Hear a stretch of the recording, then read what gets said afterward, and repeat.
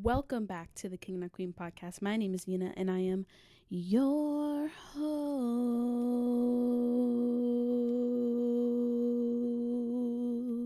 It's the King Not Queen podcast. Yeah, we're so back. Look at the stew. Okay, this typically isn't the stew. This is my first time being in this stew. This stew being my room. Close the window for today as to not backlight myself. But here we have in the background all my little stuffies, my little end balloon that I stole, my air purifier, and a game that I won that I will probably never play. Okay, this episode is for all of my chronically online girlies. I see you, girly. I see you.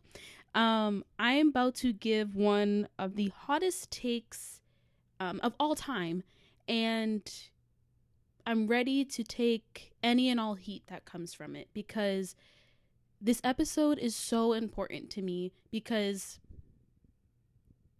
this artist got me through, not solely, but got me through high school in a sense. Like freshman, sophomore year, I was like guided by this person and I watched all their videos, listened to all their music, bought their book. I'll get into it, but like y'all aren't hearing me. You're not hearing me. But who am I covering this week? Run the drum roll, please. Gabbie Hanna. If you are familiar with the King and Queen podcast, which if you aren't, this is episode like technically 49. So you have 48 other episodes to listen to understand like what we do over here. But go catch up. But you would know that I used to have a segment called Taking a Scroll where I would go through internet drama of the week or like the whatever past 2 weeks. But this episode is going to be a mix of Artist Spotlight and Taking a Scroll where I'm visiting a YouTuber who attempted to transition into music and was somewhat successful, but then like their whole internet personality ruined the fact that they were going to have a successful music career. We know Gabbie Hanna has a digital footprint, which will explore in this episode. But again, I want to focus on the music because the music is what like means more to me for her. But for that, let's cue both of the intros. Y'all haven't heard Taking a Scroll yet, have you? I'm talking to you, podcast class. Okay. Let's roll the intros. Artist Spotlight. Yeah. Yay! Taking a scroll. Taking a scroll. Hey, taking a scroll. Yeah. Gabbie Hanna. Where do we start? Where do we start with her? Because do we start with the single or do we start with her actual beginnings? We'll start with her actual beginnings. Similar to the other episodes, we will have a timeline here. So the Vine era. She was a Viner and was doing Vine while working and played very much of like the like pretty funny girl or like somewhat dumb funny girl, but also like kind of smart, really kind of showed off her body sometimes. But her main like controversy during this time was that she got accused of stealing jokes from like actual comedians, and that's just kind of like where like trouble was brewing. Like that was like the first real thing for her. And at the same time she began the Gabbie Show, where like this was her YouTube channel. She did story time. She was friends with David Dobrik, Liza Koshy, doing collabs, doing Vine collabs. She was pretty successful doing this whole story time thing. That was like super popular. And then she breaks into 2017 and like somewhat explodes, where she is like has millions of followers. She's featured on YouTube shows, Escape the Night. She was hosting a revival of like the show on MTV. She was beginning that transition to try to get into mainstream media, and then she got a book deal. So yeah, I bought the book. I bought the book Adultolescence, And yeah, read it. And to accompany the book, she released her first single called Out Loud. And honestly, I wasn't mad at Out Loud. Me and my cousin loves Gabbie Hanna so much, so we were like sat for the music and the music video. And it was produced by Bruce Wagner, and he has a video on YouTube where he broke down the production of Out Loud, and I to this day revisit that video like once a month, just because I also love producers, and I love to see producers break down their music and to strip away all like the backing and just give the vocals and to really praise the artist for what they did. And especially this being her first song, he produced the hell out of that song, and I love it to this day. Music video 8. And it was definitely like a core memory of mine to like, this is like the first YouTube music that actually has like meant something to me and has meant more than just like a joke music. Like everyone I feel like could see a future for her with music. She has a good voice, and it was received very well. I'm getting too deep into this because there's so much more to talk about. Okay, so then she did like a sneaky second single that like goes on and off platforms all the time, but is one of my favorite songs, called Satellite. So those are her debut songs, and they were received very well. They weren't made fun of for being like YouTube music, and they weren't ripped apart, which I was very happy about because they were very well made, which is due to production, and very well written, which is like due to her. Like, this is her writing. So yeah. So then we get into early 2018. We have Honestly Encore, which is the beginning of her becoming a little bit more poppy, trying to be more mainstream, and it's sort of like her 2-part song era, which she did like a couple times. Honestly, the song and Honestly Encore were received very well. The music video, though a little bit cringy looking back on, was good. Again, for it being an independently funded music video, great quality. And again, this was a very unusual success for a YouTuber. It like broke through on like Apple charts, on Billboard like bubbling charts for like indie artists or whatever. Here is where things started to go downhill, and not for me, but for the rest of the world. And that was the release of Monster in late 2018. Sue Me, this song is amazing. I love this song. She did something that like I haven't heard an artist do, which is just like yell and have it sound good and have it not just be like random. If you're gonna say the word monster, make me feel like you deserve to be saying the word monster. But so a lot of artists during this time, and like this 2018, 2019, it's still popular now, but definitely during this time, Genius, which is like a music website where, you know, they highlight lyrics and like people's music. I don't know, it's just like a music website. And they would do this series where artists would come on the show and break down the lyrics of like their most popular songs. So like Billie Eilish has like 2 Genius interviews. Charlie Puth, oh my goodness, I hate Charlie Puth's Genius interview for attention. It actually makes me angry. I hate that video so much. Anyways, but Phineas has one. A lot of artists have them. And in the beginning, artists would just speak the lyrics. What if I'm the monster that's been here all along? So this lyric meant that blah, blah, blah, blah. But I don't know when the tide turned where like artists felt like they needed to sing the lyrics during the Genius interview. Like, I don't believe in that. I do not subscribe to singing during the Genius interview. I do not. I simply do not, because like you're writing the recipe for your downfall if you do that. Like, I'm so sorry, but if you're gonna start singing, no process, no auto-tune, no like vocal correction, and you rely on that when producing music, then you should not be singing during your Genius interview. Like Benson Boone, the dude who beautiful thing, like, why is he screaming in his Genius interview after this happened with Gabbie Hanna? What happened to Gabbie Hanna? She was singing Monster, which has a huge belting portion, and decided to sing in the interview. And when she's saying, so what if I'm the monster? And that, it like, they cut to the camera audio for that part, and she's fully just like like, I'll insert the picture. This is what she looked like. And when the memes that came out of this, they will appear on the screen. The memes that came out of this, my heart broke for her because she had good music and truly messed it up by singing in this Genius interview. And not that Genius did her dirty, because what were they supposed to do? Use the clipped audio of her screaming monster? I feel like they could have just told her, like, hey, you blew at our mics, like, maybe just, like, say the lyric instead.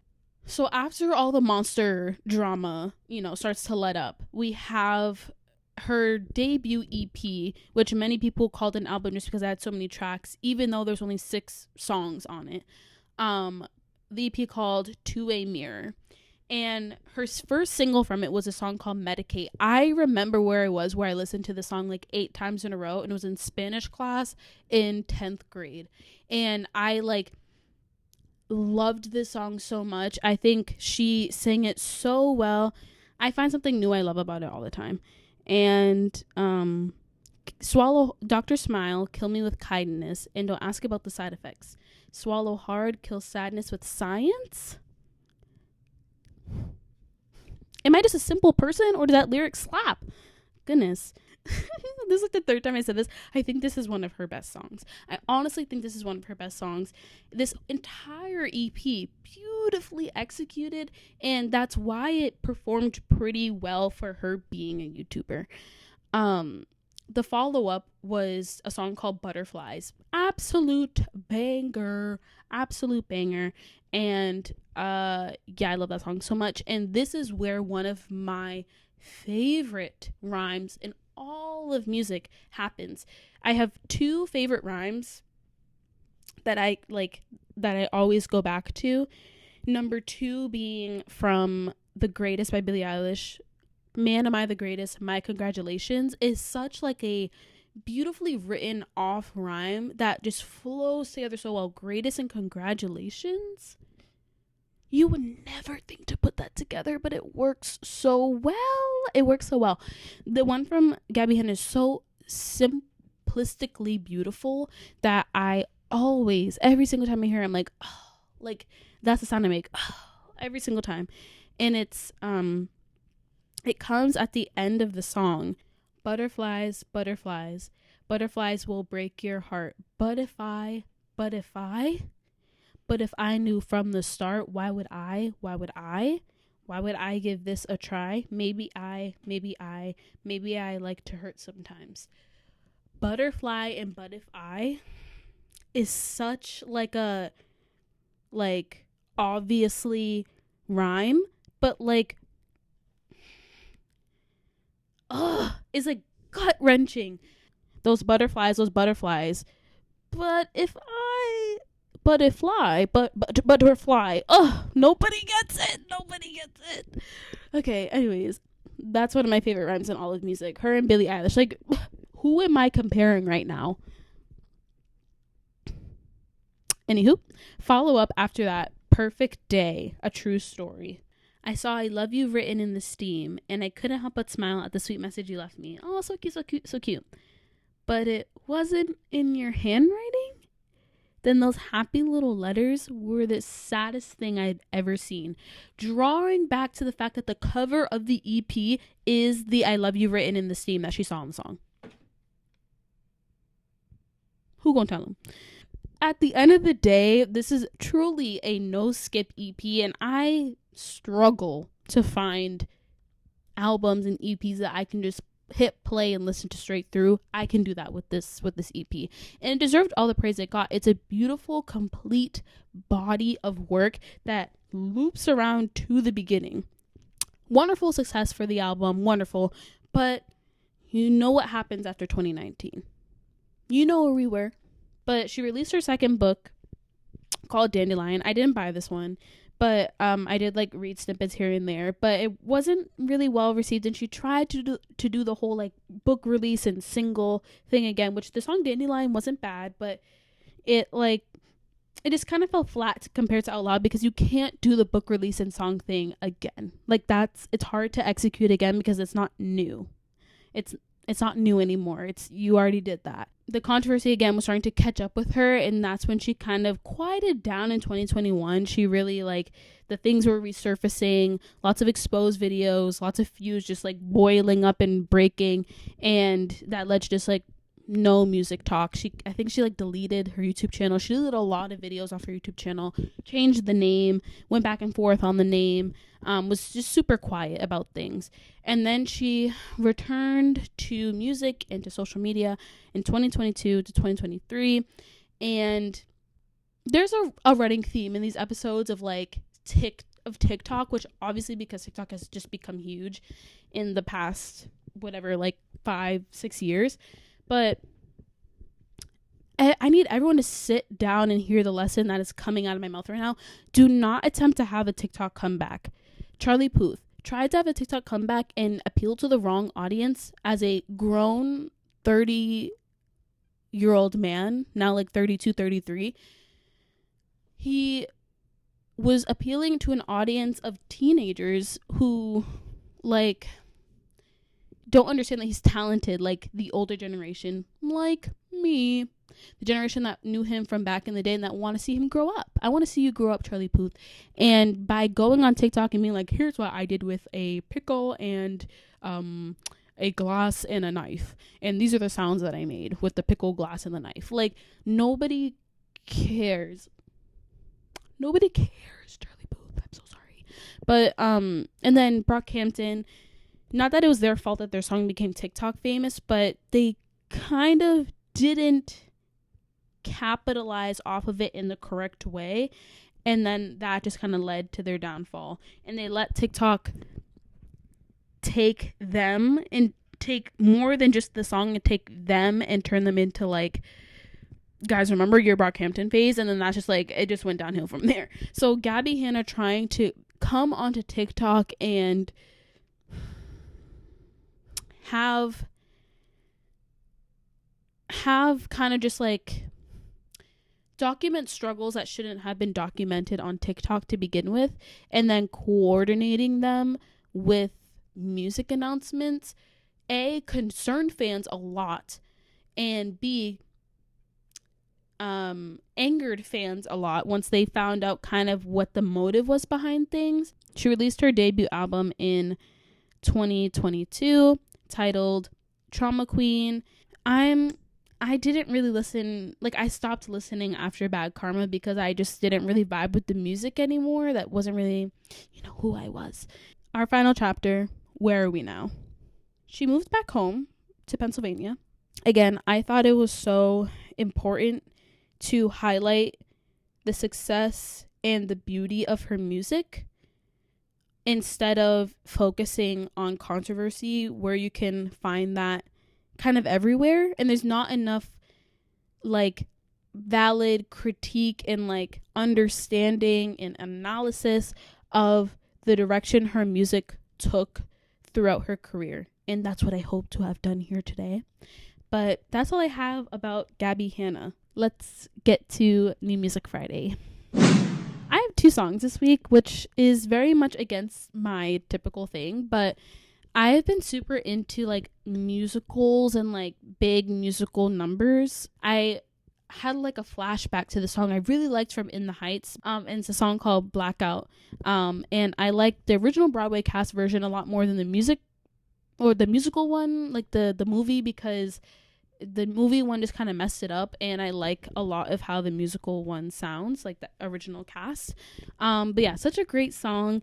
Oh God, so much panic. The crowd was manic with everybody screaming and shoving and shouting and slapping. I love Lin-Manuel Miranda so bad, and everyone's frantic. What's happening with you? And then my second song is Nobody's Perfect by Jessie J. Jessie J is such a talent, and I could potentially do a Jessie J episode one day, but she just like has so much fun when she sings because she can sing. So why not try to spice it up a little bit? Like, the memes where she's like, no, no, no, no, no, no, no, no, no, no. Like, because she knows that she can sing, so why not be funny and boop, boop, boop, boop, boop, break it down? Like, why not? When I'm nervous, I have this thing, I talk too much. Me. Sometimes I just can't shut the hell up. Me. And it's like I need to tell anyone who listen, and that's where I seem to F up. Yeah. that's gonna end today's episode. Thank you guys so much for listening and for watching. I see you girlies watching. I see you. And yeah, I love doing this. I love yapping. For some reason, every single time I do the podcast, my nose gets like stuffy afterward. If you have any explanation for why that happens, LMK, because this is the second time it's happened where like I have to like keep sniffing for some reason. Anyways, but future episodes, the Big Time Rush episode is coming, I promise. The Boy Band Epidemic episode is coming, I promise. And I'm gonna do like a soundtrack episode of like all of my favorite songs from different musical soundtracks, because I have so many. And yeah, thank you guys so much for listening and watching. I'll see you guys next time. Bye bye bye.